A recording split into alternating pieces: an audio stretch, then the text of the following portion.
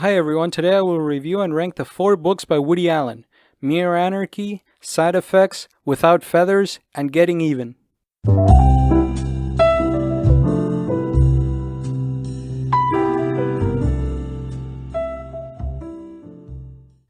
Just a background story first. I first read Woody Allen's book Mere Anarchy when I was 19, and I hated it. I determined then and there that books are just not a good medium for comedy. You show me the funniest book you've ever read, and if we were to sit down and compare it to the most boring episode of Family Guy, it would objectively pale in comparison. My theory is that books are inherently so boring that they suffocate you with boredom. And the slightest semblance of humor is like oxygen underwater, so you end up thinking it's great. Kind of like how boring jokes appear hilarious if they're told at church or in a meeting at work. Next time you laugh at something you read in a book, save that joke and explain it out loud to your friends and see how boring it really is under any other context. In my opinion, not even movies are a good medium for comedy. The number of movies I would say are actually funny could be counted in one hand, and even those get boring after the second viewing.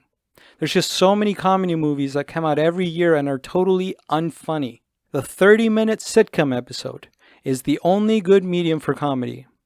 And I guess the stand-up, But back to the video, I took it upon myself to reread Mere Anarchy and also read for the first time Woody Allen's other books. Really quickly, before I start the ranking, I want to say, as a side note, that Woody Allen is unequivocally innocent. Woody Allen is an innocent guy who has been slandered for decades by a crazy woman, Mia Farrow, and her coach kids and those idiots at Vanity Fair. Woody Allen is innocent. Please research it yourself. So let's start with the ranking. At number 4, Woody Allen's worst book is Without Feathers, which is his second book, published in 1975. The humor is kind of Reddit-tier random. It's just random humor. If you've ever heard Woody Allen's stand-up bit The Moose, or you've watched his movie Bananas, you'd kind of know the vein. But it's even more random than that. At least those bits had a setup and a payoff. This often just sounds like he tries to find the most random thing to say, just hoping it'll be funny. Then again, some of the funniest men of all time, all masters of shtick comedy, guys like Don Rickles, Rodney Dangerfield, and Henny Youngman would every once in a while drop a joke that didn't make any cogent sense, but was just, it was just wacky and random. Also, joke delivery is very important. The author can't trust the reader will always have the same cadence that he had when writing the joke. And when I read it, I may have just screwed up the timing up. But Without Feathers, it just didn't do it for me. Reading it, I only laughed once, and it was just wind expelled from my nostrils. The book starts really with a really funny joke, but that's pretty much it. It's all downhill from there. One thing I noticed was that if Woody Allen talks a lot about Buicks and magic in his movies, in his books he mentions dwarfs a lot, and it's pretty random every time. In third place is Getting Even, Woody Allen's first book, published in 1971. Getting Even is definitely the most intelligible. Without Feathers was so wacky it was hard to understand. Side Effects at times had so many esoteric, intellectual references that it was hard to keep up with. Mere Anarchy was at some points outright incomprehensible. So Getting Even was the easiest to understand of the whole bunch. Getting Even is a solid book with pretty funny stories. I don't think I laughed out loud at any moment, but it's an enjoyable, fun book. Like all of Woody Allen's books, it showcases how versatile Woody is when writing. He's a polymath that can write parodies about philosophy, parodies about history, parodies on topical news, physics, Russian literature, parodies of university catalogs, parodies of food reviews, parodies of a chess game played by mail, etc. This is a fun read. I particularly like the parody of the movie The Seventh Seal, where a guy plays chess with death. It was a good, solid book. In second place, we have Mere Anarchy, Woody's last comedy book, published in 2007. Like I said before, this book can get at times outright incomprehensible. His vernacular often goes into quite self-indulgent flourishes, how instead of just writing like I like milk, some writers will embellish it, writing like, my predilection to bovine products would even make Prometheus question his gift of fire. I'm not saying this is verbose or, superfluous. This is amazing. Woody Allen's writing in Mere Anarchy is beautiful. Woody's a very talented writer. It's a work of art. These are very well-structured stories. And by that I mean they all could be easily turned into their own little Woody Allen movie. They're not as sloppy as Without Feathers, where some of the stories might be incomplete or ended abruptly. These are very well polished bits of comedy. And that makes sense because a bunch of these stories had been published independently in The New Yorker. And by the way, that's kind of what they're like. It's the type of comedy you can expect from The New Yorker. It's all intellectual, pseudo intellectual, I don't know.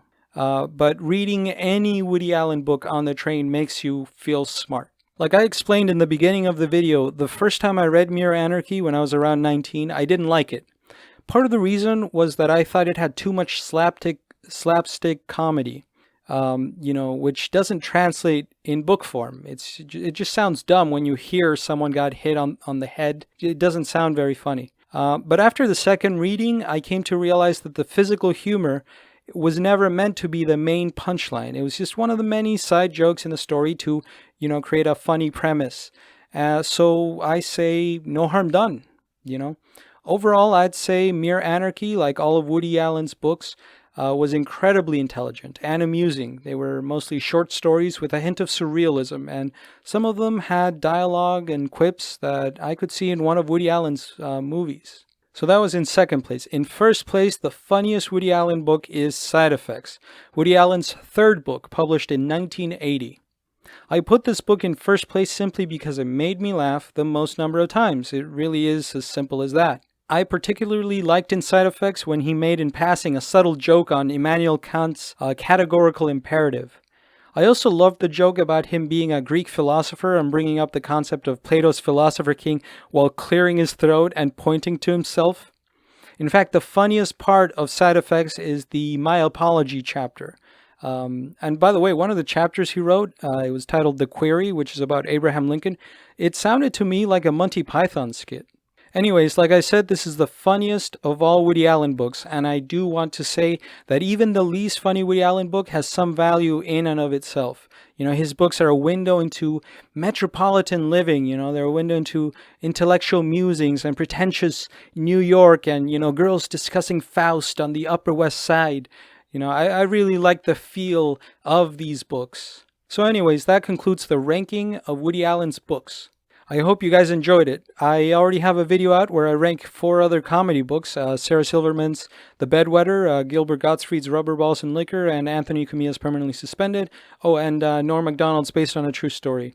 So please check that video out if you want. At the other end of the spectrum, I'm going to do a book discussion on probably the most depressing book I've ever read, which you can find in the children's section of your local library. The book is called Memories of Anne Frank by Anne Frank's childhood friend, Haneli Goslar.